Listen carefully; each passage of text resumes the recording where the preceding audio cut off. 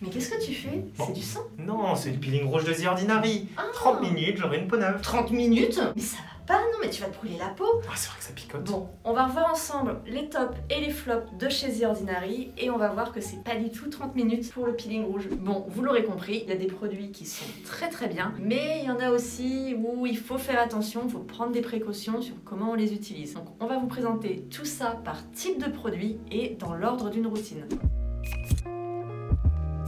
Allez, on commence par le nettoyant, le fameux Squalane Cleanser. Donc c'est un produit qui est assez simple, finalement, on va l'appliquer sur peau sèche. Du coup, il peut être utilisé en démaquillant, mais également en nettoyant. C'est un produit qui est assez simple, il va pas mousser. On va venir le travailler à sec et après on va ajouter un tout petit peu d'eau. Ça va s'émulsionner et ça va faire partir l'ensemble du maquillage, des crèmes solaires, etc. Donc pour moi, c'est un top. Alors maintenant, on va passer au sérum. Donc je vais commencer par présenter le niacinamide plus zinc parce que celui-ci, on n'est pas complètement d'accord dessus. Pour moi, c'est pas un top, mais c'est un pas mal. C'est-à-dire que c'est un sérum avec 10% de niacinamide et un tout petit peu de zinc qui va du coup aider à avoir moins de boutons. Le problème, c'est qu'avec le zinc, c'est un petit peu asséchant. Du coup, si tu l'utilises tous les jours, ça peut être trop déshydratant pour ta peau. Et il y a des personnes pour qui ça finit par refaire plus de boutons qu'avant à cause de la déshydratation. Moi, personnellement, je l'utilise que en zoning, là où j'ai des boutons, ou pas forcément tous les jours. Du coup, j'ai pas forcément cet effet-là. Mais c'est vrai que c'est pas forcément mon sérum au niacinamide préféré pour cette raison-là. C'est vrai que moi, personnellement, je l'ai utilisé sur tout le visage pendant 2 mois. Et c'est au niveau des joues, là où j'ai les joues très sèches, puisque moi j'ai une peau mixte, que j'ai eu des boutons qui sont réapparus très rapidement. Alors, ce qu'on peut te proposer en équivalent, mais en un peu plus hydratant, c'est le sérum 10% de niacinamide de chez Phenotype. Il a la même concentration en niacinamide, du coup on retrouve la même efficacité sur les boutons. Par contre, il est beaucoup plus hydratant en termes de texture. Autre équivalent, l'ampoule B3 de SVR.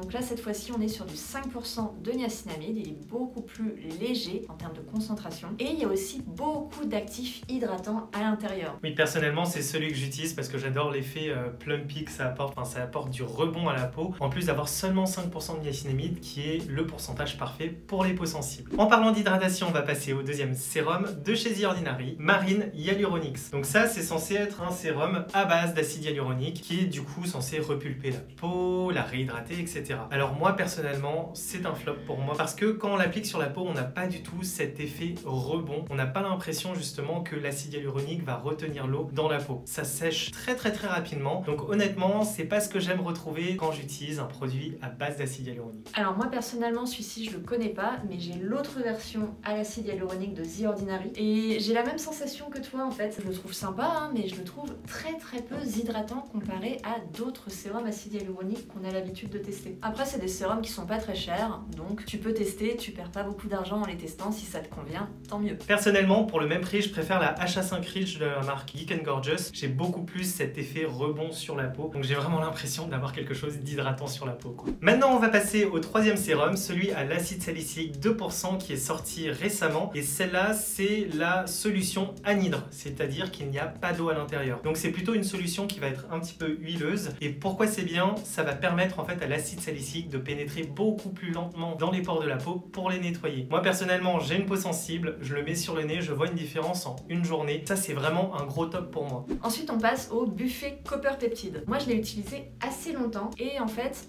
je sais pas trop quoi en penser parce que c'est le genre de sérum où tu vois pas forcément l'effet. Ah bah c'est exactement ce que j'ai ressenti, c'est-à-dire je me suis dit je l'ai mis sur la peau, je m'attendais vraiment à un effet waouh et au bout de 1 mois d'utilisation j'étais en mode genre je vois pas vraiment de différence. J'ai vraiment pas été convaincu en tout cas moi. C'est censé être apaisant et c'est censé être le genre d'ingrédient qu'on voit pas forcément en effet immédiat mais plutôt quand on l'utilise longtemps, au moment où on l'arrête, on est censé voir la différence. Moi j'ai pas trop vu du coup. Plutôt un flop qu'un top. Plutôt flop, ouais. Et enfin pour finir sur les sérums, on va parler du rétinol 0,2% dans du Squalane. Alors moi j'aime beaucoup cette formule parce que justement le rétinol n'est pas trop dosé à 0,2% et le fait que ce soit dans du Squalane, c'est hyper pratique parce que le soir au lieu d'utiliser une crème nuit, j'utilise directement ce produit là. Donc ça fait à la fois sérum et crème vu que c'est assez épais. Et j'ai vu des résultats assez rapidement sur ma peau, j'ai trouvé que les micro-ridules que je pouvais avoir, elles ont commencé à disparaître au bout de quelques semaines et je sais qu'il y a plein de gens dans mon entourage qui l'ont testé et qui ont beaucoup aimé. Et maintenant, on va parler de la fameuse crème facteur naturel d'hydratation plus acide hyaluronique. Alors quand on lit le titre du produit, on a l'impression que c'est un produit qui va être hyper hydratant, etc.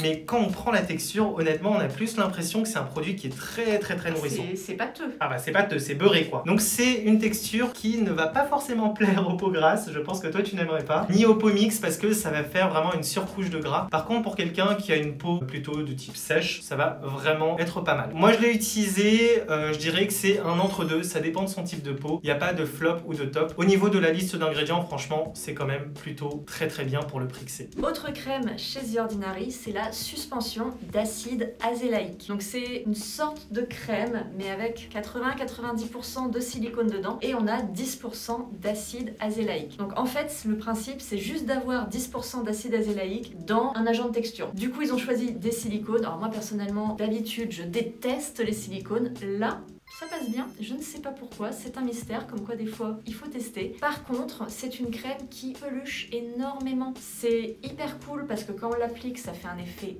matifiant, c'est vraiment mat d'un coup, mais ça fait comme une texture un peu gomme qui peluche si on continue de frotter. Donc le matin, si on veut mettre un fond de teint par-dessus, c'est pas la peine d'y penser, c'est pas la peine d'essayer. Donc c'est pour ça que moi je l'utilisais que le soir et j'ai déjà vidé complètement mon tube. Donc l'acide azélaïque, c'est une molécule que j'aime beaucoup parce que sur du long terme, ça permet de réduire les rougeurs, mais il faut vraiment être patient et ça peut aussi réduire un petit peu les taches. Donc maintenant on passe au masque et je vais vous parler du masque à l'acide salicylique. Donc c'est un masque sur une base d'argile avec un peu de charbon et de l'acide salicylique. Du coup je l'adore parce que j'ai l'habitude de faire souvent des masques à l'argile et pour moi c'est vraiment un masque à l'argile un petit peu pimpé avec de l'acide salicylique en plus. Seul bémol, il picote un petit peu à l'application des fois, mais je le trouve hyper efficace et dernièrement j'arrête pas de l'utiliser. Personnellement je préfère le masque de Dermaceutique. J'en parle tout le Forcément. temps, je sais. Le masque 15, mais parce que vraiment le avant-après est juste dingue. Et c'est pour ça que bon bah moi c'est un masque que j'utilise moins maintenant parce que bah je vois pas ce même effet après l'utilisation. Et c'est vrai qu'il n'y a pas d'acide glycolique dedans, alors que dans le masque de Dermaceutique il y a 15% d'acide salicylique qui fait qu'on enlève toutes les peaux mortes en surface. Par contre t'es pas du tout sur le même prix. Exactement, le prix est pas du tout le même. Maintenant on va passer au fameux peeling rouge qui contient 30% d'AHA et 2% de BHA. Donc c'est un peeling qui est très concentré, il faut être hyper précautionneux quand on l'utilise. Alors personnellement, moi je l'aime bien, c'est un produit que j'utilise de temps en temps, une fois toutes les 2 semaines je dirais. Dès que je l'utilise, je vois que j'ai plus d'éclat sur le visage et ça réussit à atténuer un petit peu les cicatrices de boutons que je peux avoir. Alors moi je l'ai testé aussi, c'est vrai que c'est un produit que j'aime bien sur le principe, je le trouve hyper sympa niveau composition, niveau effet, mais quand on a déjà une bonne routine régulière et qu'on a déjà un peu de micro-exfoliant ou du BHA dans sa routine, personnellement je vois pas trop d'effet, toi c'est pas un avant-après de dingue, donc sympa mais pas obligatoire pour moi. Pour toutes les personnes qui souhaitent l'utiliser en tout cas, il faut être précautionneux comme je l'ai déjà dit. On l'utilise maximum 2 fois par semaine, je recommande plutôt 1 fois par semaine et on ne le laisse surtout pas poser plus de 10 minutes parce que sinon ça va brûler le visage et ça, la peau elle risque de vous le faire payer très cher derrière. Alors petit produit bonus qui est pas ni un masque ni une crème, c'est vraiment propre à The Ordinary, c'est la poudre de vitamine C qu'on va prélever et mélanger à sa crème pour avoir une crème enrichie en vitamine C. Je suis pas hyper fan de ce genre de principe de mélanger dans sa main parce qu'en fait on sait pas vraiment quelle quantité mettre de vitamine C. J'ai peur d'en mettre trop ou pas assez pour que ce soit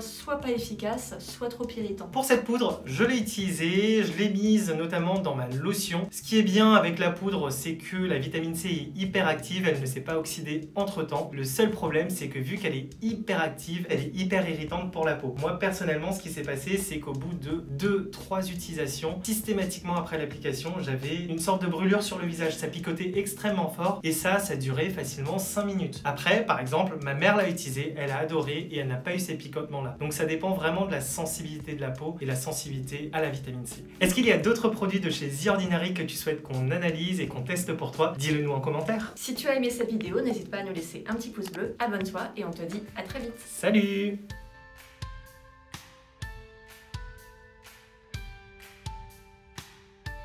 Do you have the peeling rouge? Oui, quelque part. Merci Coralie. Là, elle est là.